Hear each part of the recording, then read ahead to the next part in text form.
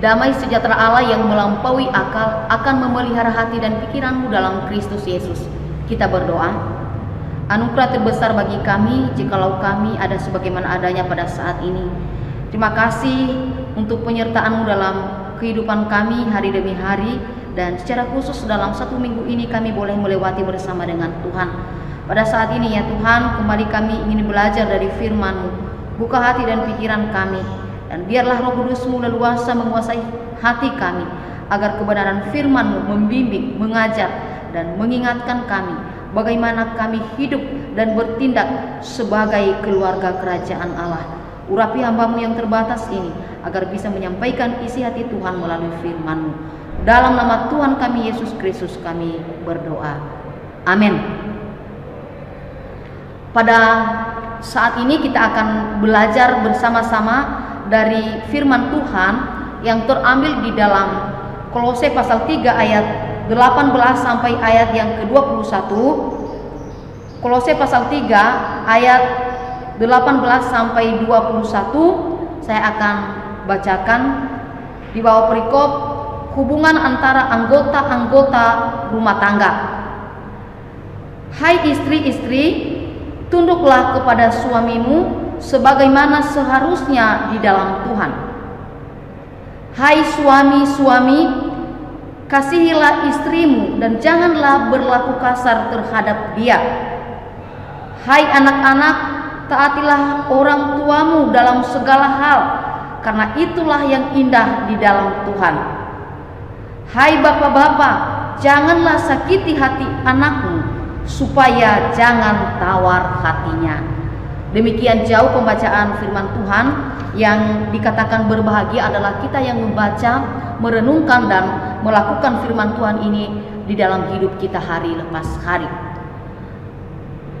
Saudara-saudara, ketika kita membaca sebuah cerita novel atau kita menonton sebuah drama tentang keluarga atau tentang hubungan antara pria dan wanita yang kemudian menikah, maka kita akan disuguhkan sebuah cerita menarik.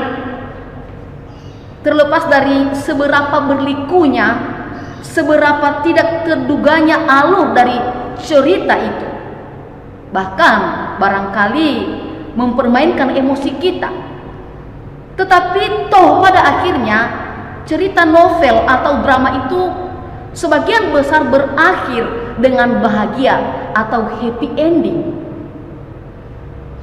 Akhir-akhir ini ibu-ibu dan mungkin juga remaja-remaja atau pemudi-pemudi menggandrungi drama Korea.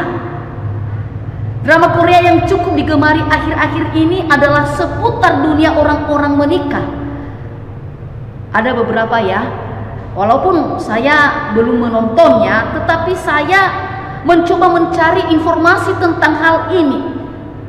Karena rupanya banyak ibu-ibu rumah tangga di dalam masa-masa stay at home ini mengikuti cerita-cerita drakor-drakor tersebut. Bahkan ada yang rela membayar jika drama-drama itu harus ditonton secara berbayar. Beberapa drama itu diantaranya The Word of Married, lalu Familiar Wife, lalu kemudian ada VIP. Menariknya, ada sinyalemen yang mengatakan bahwa drama itu justru membuat penonton-penonton yang belum menikah takut untuk menikah, dan sebaliknya memberi inspirasi bagi orang yang sudah menikah untuk berpikir ulang tentang pernikahannya. Saudara, kebahagiaan di dalam pernikahan atau kehidupan keluarga adalah dambaan dari semua orang. Tetapi persoalannya adalah banyak orang yang merasa ia tidak bahagia di dalam kehidupan berkeluarga. Banyak orang merasa ingin terus berjuang supaya meraih kebahagiaan itu. Kebahagiaan hidup keluarga seolah-olah menjadi sebuah pencapaian yang tidak ada habisnya dan tidak pernah bisa diraih. Kita tentunya harus betul-betul memikirkan dengan sungguh-sungguh hal ini. Apakah memang kebahagiaan keluarga itu sebuah hal yang begitu sulit untuk diraih? Bagaimana firman Tuhan menolong kita untuk memahami hakikat kebahagiaan itu sendiri, dan bagaimana kita bisa membangun sebuah keluarga yang betul-betul bahagia? Sesuatu yang bukan dari parameter-parameter yang sementara atau yang bersifat semu, tetapi dengan pola pikir dan parameter yang tidak dapat dirampas oleh apa yang ada di luar diri kita, melainkan kita rasakan, kita nikmati, kita rayakan dari waktu ke waktu. Saya yakin saya dan saudara-saudara adalah orang-orang yang ingin membangun sebuah keluarga yang bahagia. Maka oleh sebab itu adalah penting bagi kita untuk bersama-sama belajar bagaimana firman Tuhan menolong kita untuk bisa membangun sebuah keluarga yang bahagia tersebut. Bagian firman Tuhan yang merupakan dasar perenungan kita pada hari ini berbicara tentang bagaimana masing-masing anggota keluarga menciptakan kehidupan bersama dalam terang tatanan yang dikehendaki Tuhan dalam kehidupan. Dosa telah membuat tatanan yang sebenarnya sangat indah telah diciptakan oleh Tuhan pada awalnya menjadi rusak. Kondisi itu juga yang membuat manusia tidak lagi mampu mendefinisikan bagi dirinya sendiri apa sih arti kebahagiaan yang sejati di dalam kehidupan berkeluarga. Manusia kemudian menempatkan kebahagiaannya pada nafsu, pada penguasaan terhadap satu sama lain. Maka dengan itu tidak ada jalan lain untuk kita bisa meraih kebahagiaan sejati dalam kehidupan berkeluarga, kecuali kita kembali kepada tatanan yang Tuhan telah aturkan. Dan itulah yang disampaikan oleh Rasul Paulus kepada jemaat di Kolose. Nasihat Paulus ini juga terdapat di dalam kitab Efesus ya. Kalau kita melihat itu terdapat di pasal 5 ayat 22 sampai 33 dengan penjabaran yang lebih fokus pada relasi suami istri. Rasul Paulus menyampaikan bahwa di dalam kehidupan berkeluarga harus ada relasi yang sehat di antara komponen-komponen yang ada antara suami atau ayah di dalam sebuah keluarga dengan istri dan anak-anaknya. Demikian juga istri terhadap suami dan anak-anak, anak-anak terhadap orang tua, antara anak yang satu dengan anak yang lain.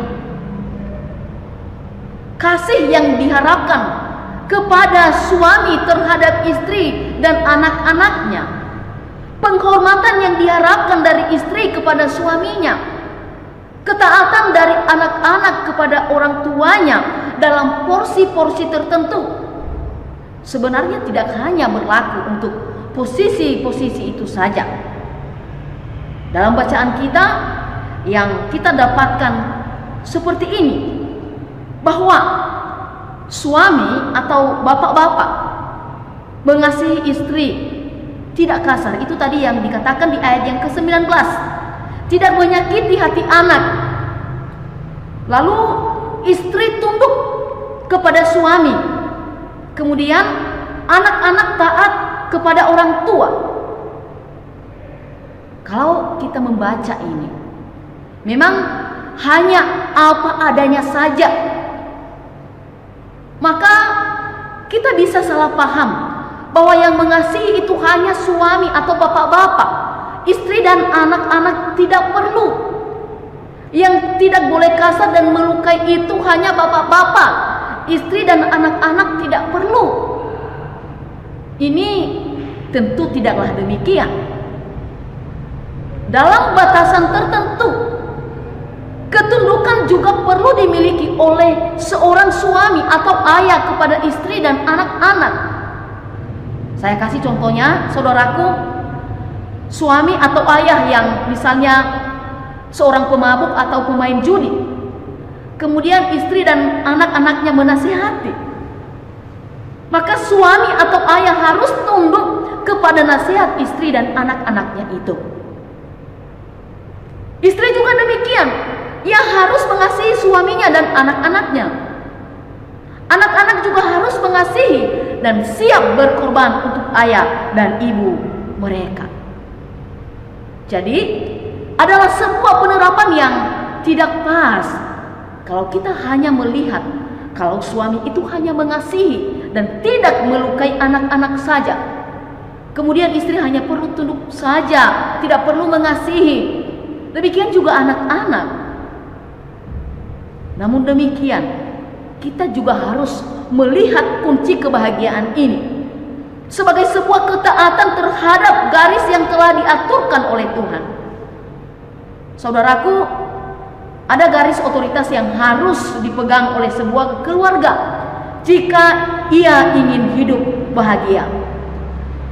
Garis otoritas itu adalah Kristus sebagai kepala dari keluarga itu, lalu kemudian suami yang menjadikan Kristus sebagai kepala dan teladan atau role model kehidupan, kemudian menjadi kepala di dalam keluarganya, mengasihi istrinya dan anak-anaknya di dalam kasih yang tidak melukai.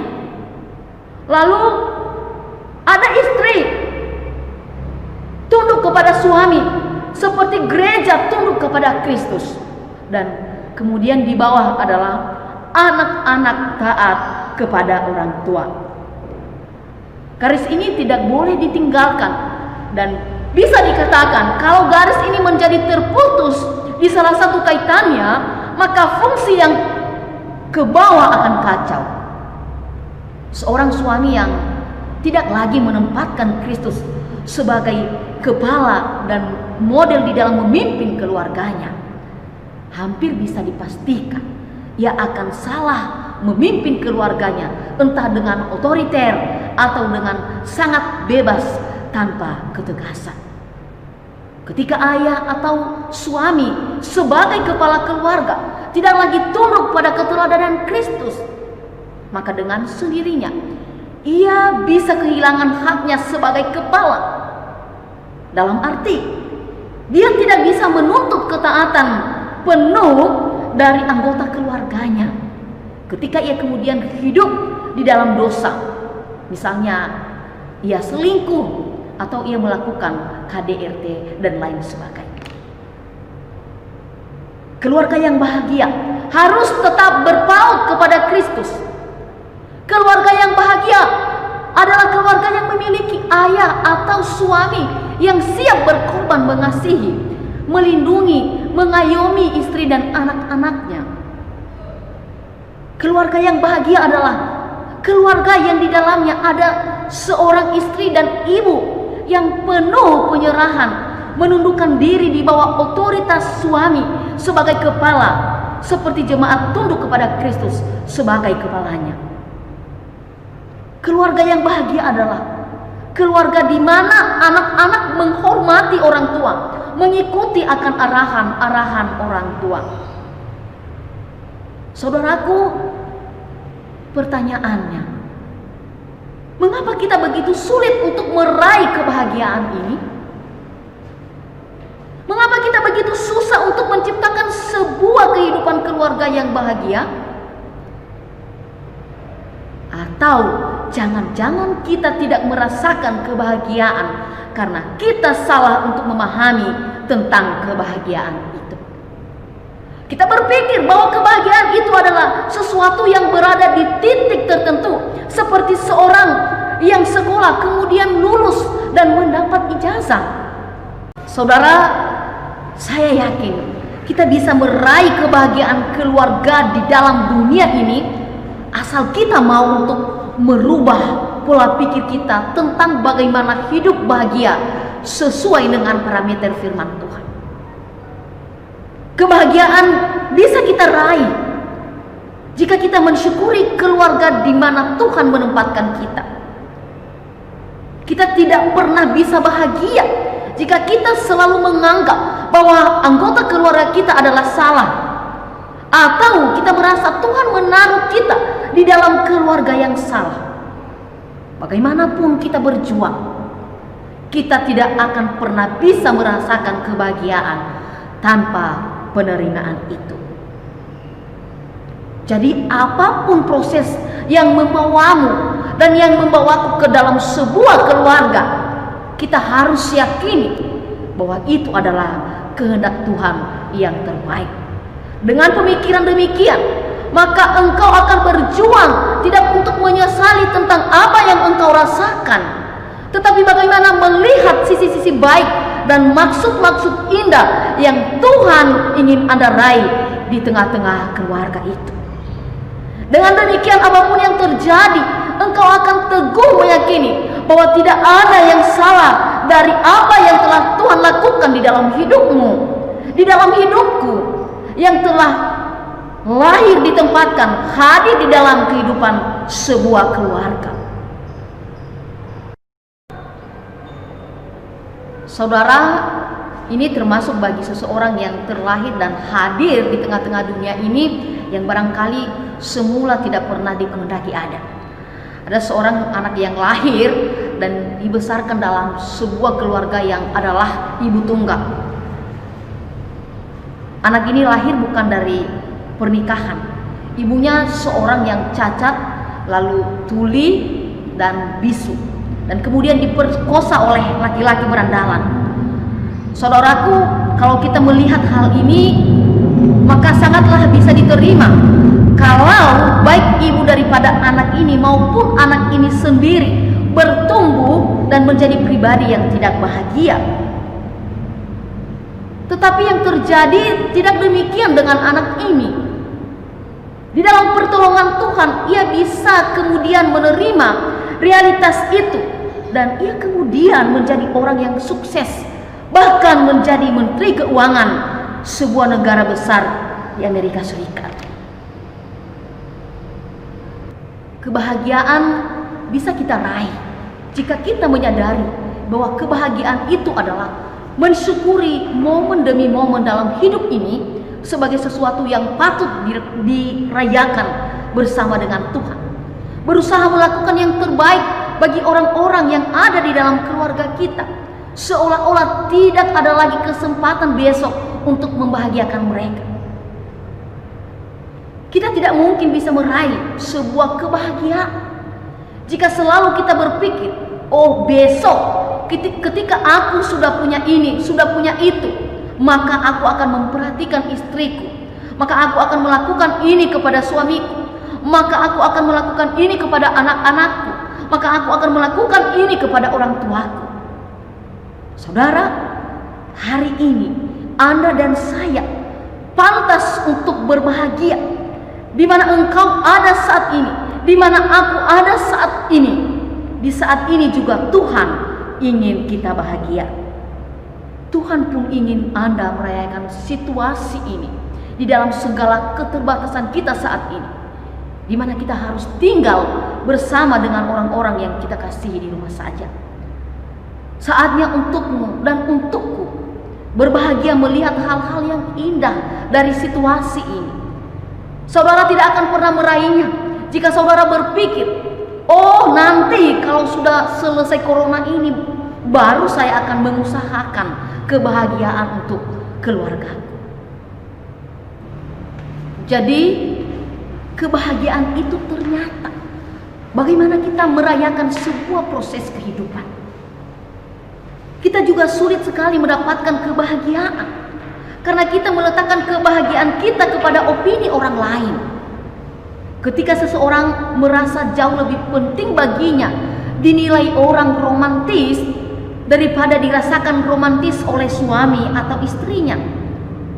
Ketika orang tua merasa lebih penting dianggap atau dinilai orang lain, sayang kepada anak-anaknya dibanding dirasakan oleh anak-anak disayang oleh orang tuanya.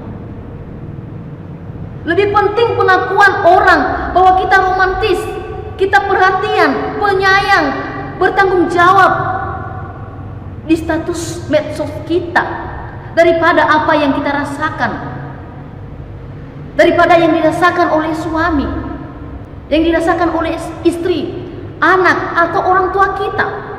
Maka kita tidak pernah bahagia dan membahagiakan. Saudara, ini tidak berarti kita tidak perlu untuk menjaga opini orang lain terhadap keluarga kita. Ini yang sering kali disebut sebagai nama baik sebuah keluarga.